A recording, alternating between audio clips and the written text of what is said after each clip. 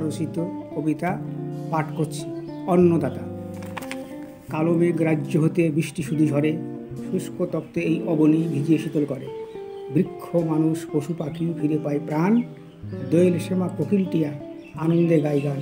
মাঠে মাঠে ধানের চারা ওঠে জেগে বেড়ে, দক্ষিণ হাওয়া হাত বুলিয়ে মাথা যায় নেড়ে। ধান্য বলে চাষি ভাই একটু শুনে যাও, মাঠের মাঝে মোড়ে দেখে কত আনন্দ পাও। ফাঁকা ধানের সোনার শীষে আমার মন ভরে, রাই সরিষা মটর কলাই আসে মাঠটি জুড়ে।